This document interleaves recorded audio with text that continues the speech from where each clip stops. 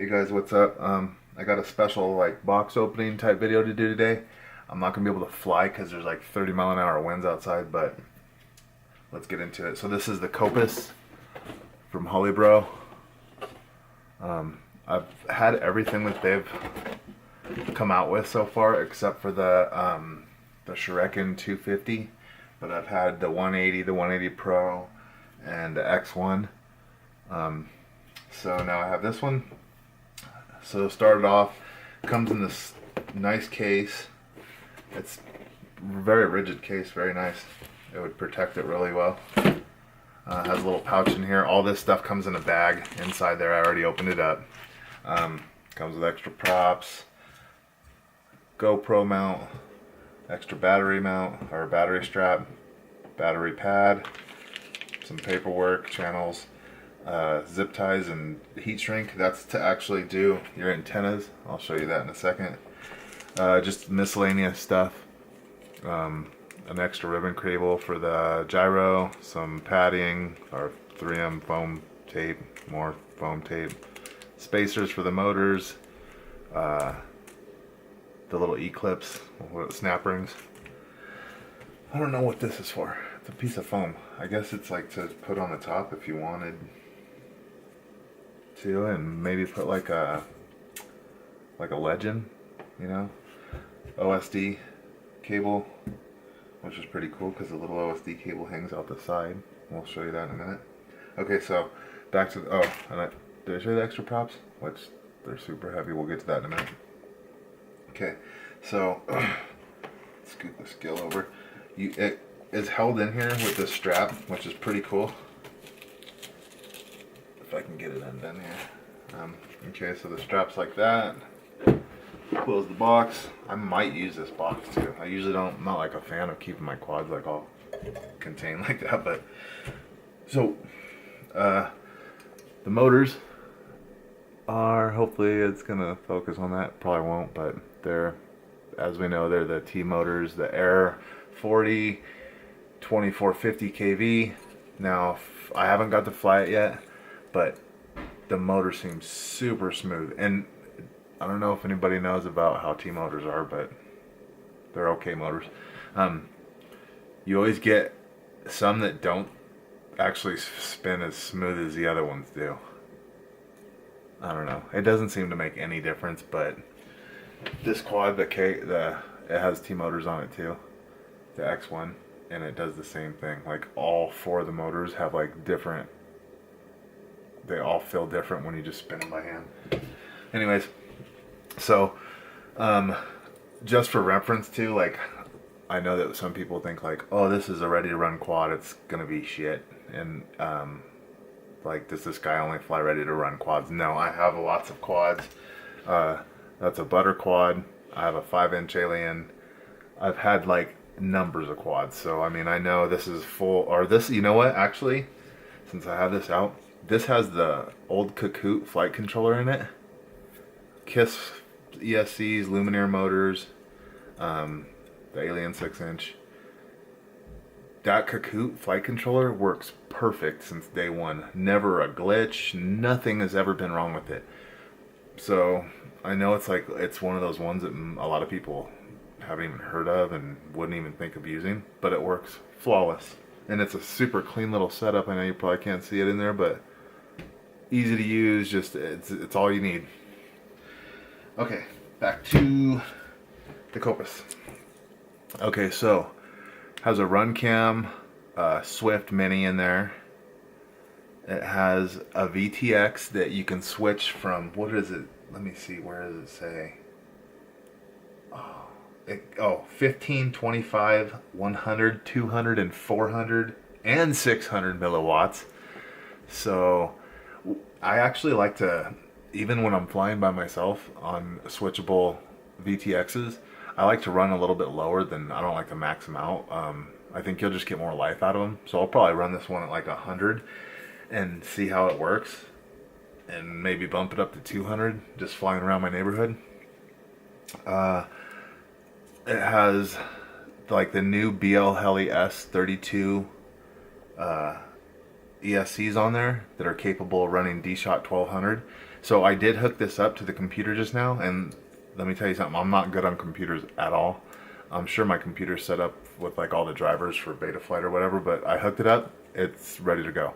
So if you're one of those guys that's gonna get this and you're like, I don't know how to do the computer stuff, as far as I know, I mean, I hooked it, I didn't have to flash anything is what I'm trying to say. I didn't have to hold bootloader buttons and figure out drivers. It's pre-flashed. It looks like they've already gone through the flight controller and preset stuff. It's set up to run D-Shot 600, or it is running D-Shot 600 right now, and I think it was at 8K 2K on the loop time. I don't know, but it was, the CPU load was at 4% because has the new Kakut F4 flight controller, the one that has the gyro mounted on a piece of foam tape all by itself, which probably works pretty good. I'm sure it does. I mean, lots of people are buying that flight controller. It seems I haven't heard anything bad about it. Okay, what else? It doesn't look like, it's not soft mounted, but like I just said, it doesn't need to be, because it actually is soft mounted independently. You know what I mean? It doesn't need to be soft mounted through the standoffs. So it's not soft mounted. I don't see how double soft mounting couldn't hurt, but it doesn't look like you have any room to do that. This has the FR Sky receiver, so like I said, when I was in Betaflight, it was completely like ready to go. There is some stuff that I'm going to change because I like to run like super simple. I don't really care for black box as long as it's flying right, and I don't even know how to do black box, to be honest with you. So I'll turn like that stuff off. I'll probably turn off the LEDs. Just some small stuff.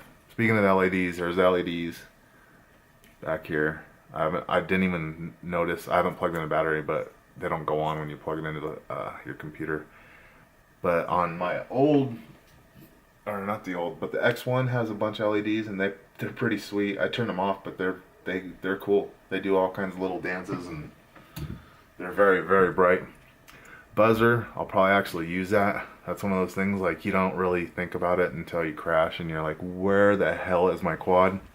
So buzzer's probably going to be going on. This antenna is hard mounted, as you can see. I thought like at first that it was just like a little spacer in here, but this little thing, wow, here, I haven't even looked at it. Let's see if I can get that on there. This little, dang, it's probably not going to focus at all. But the little metal, or the little pink thing, is like bolted to the frame, and it's got like an indentation in it and everything. It's very nice. The quality of the carbon, very, very nice. Beveled edges, countersunk screws, not very much vibration. That's good. You know how some of these unibody quads are like, have a real bad harmonic to them. This one doesn't feel like it's bad. Oh, 5mm carbon. Very, very nice carbon. Like, very nice. It's just as nice as the old one. Maybe even a step up. Maybe they got like a little bit nicer carbon. I don't know. It's just as nice as the Alien. I like the pink hardware. I don't know. It's just, it looks very, even though it's pink, I mean, it might not show up on the camera, but in real life, it looks very mechanical. It kind of sounds stupid, but it just sounds, it looks like very mechanical, like it just hauled ass. So, let's see. And I put this on the scale and move it up a little bit here. It is, everything's on there. I weighted it before this too. It's 312. I'll probably get it down to like 300 grams or somewhere close to that, because what I'll do is I won't run this battery thing. I'll probably take 2 screws off per motor. I might end up changing the antenna. Oh, speaking of the antenna, oops, I don't want to be out of the camera view here. Speaking of the antenna, it's, unless you were like doing like yaw, like where you like yaw float backwards and stuff and hit some bushes, or I guess if you fell through trees and it was tumbling through trees, it might hit that pretty hard. But the arms are longer. Can you see that? Let's see. Get the props out of the way. The arms are longer than the antenna, and it's flat here, like with your battery, it wouldn't hit. So that VTX is like, it's not going to break. You're not going to break that off there. And even if there was some pressure on there, it's going to hit where it bolts onto the frame. So that's a pretty good deal right there. The antennas, I'll get to the weight in a second, but let me tell you before I forget this. All the zip ties and heat shrink that they give you, it's because they want you to put the antennas like, you know what I'm saying, where they are like off the frame this way and that way. I'll probably figure out a little bit different configuration. I might run one straight out. Maybe not. That's probably not a good. I'll probably just put them like that. Maybe one back or something, just to get a little bit of polarization or a 90-degree angle. Okay, back to the weight. So it's 312, like I said. 312. I'm sure after I take these super heavy props, I don't know what these are. I guess they're like a hybrid bullnose type 50-45 prop. PC, very, very stiff. They weigh 4.6 grams. I mean 5.6 grams, sorry. So just think of, I mean, these are like pretty lightweight type motors. Even, man, they are so smooth. They're pretty lightweight style motors. So I will give it like one flight just to see how it absolutely flies out of the box, stock everything. But I'm gonna change these props. Obviously, no one runs these kind of props anymore. At least not many people run these kind of props anymore. I'm sure I'll throw some V1S 4.3s on there. If I want a heavier, faster prop, I might, I don't know, there's lots of new stuff coming out. Maybe some Cyclones, the new Cyclones that are the 50-51 Cyclones. I got some on the way. So, if you don't believe me about the, let me see if I can put this on here. It's a 80-gram scale. Okay, so if you don't believe me, 5.7 grams on this prop. Compared to a 3.8 gram, it's going to make it fly a lot better. So, I don't know, I can't think of the math right now, but that's a lot of weight I'm going to reduce right there just in the props. Taking off bolts, 2 bolts per side, taking off the battery door, or the battery protector thing. Probably after a while I'll change this out to a pagoda around the same size or something like it that's even lighter. This seems like it's super durable though. It's kind of like a, it's not, but it's kind of like a little copy of a TBS, you know. It's not exactly the same shape, but I could see where they're trying to go with it. And maybe that's what it is inside. Wow, I didn't think about that. Maybe it's how like the TBSs are they're actually like, what do they call them? Dipole antennas, or you know, it's like single antennas that are facing in different orientations. It's not an actual cloverleaf inside. It'd be kind of interesting to find out, but this thing does not look like it just pops off. So it looks like it's a very durable antenna at least. Like I was saying earlier, here's the OSD for the camera, so you can get to it. I'll probably, there's enough room to tuck it way in there and get it out of the way, I'm sure. You don't want to get too crazy though, because that ribbon cable for the gyro is right in here where you could hit it and damage it. They're very, very sensitive. You also don't want to fold them in half or crease them. I don't know if I talked about this, but this is the, I don't know what they're called. Somebody's gonna be like, you're an idiot, but UFL? It's not a UFL though. UFLs are like little snap ones. These are like a micro SMA. It looks like it screws on, but it's literally like half or a quarter the size of a regular SMA. Let's see what else. This is cool that they put them on the bottom because, well, I see an advantage and a disadvantage. Okay, one is you won't get prop strikes off of the top if you hit it. You're not going to get any prop strikes. The disadvantage of running them like this is when you're flying, and usually you're at a pretty hard angle if you're racing,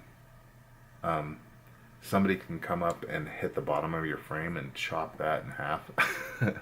So sometimes it is better to have them up on the top and just put a prop over them or just let them roll. Let's see what else. I wish I could take it out and fly it.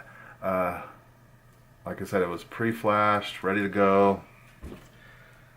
HolyBro's a pretty good company. I'm probably one of the first people in the United States actually to have one of these. I mean, I know there's a couple other dudes that have like big YouTube channels and they get them first, but I'm probably one of the first regular dudes to have one of these, so I'm pretty pumped on having it. Very, very nice, very small, squat.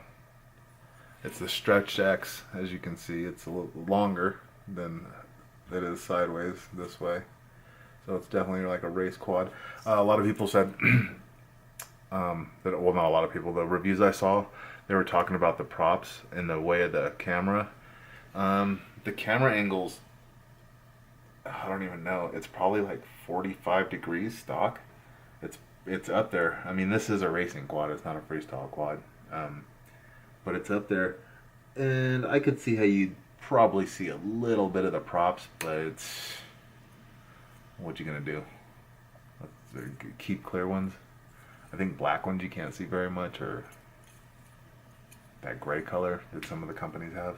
Anyways, I'm gonna wrap it up, and this is definitely a nice quad to check out if you guys are like in the market for a ready to fly quad.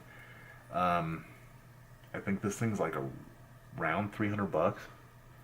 I'm not sure, but I think if I was gonna buy a ready to fly quad, this would be the one I'd buy. I mean, I didn't buy it, but don't tell nobody. Alright guys, take it easy. Thanks for looking.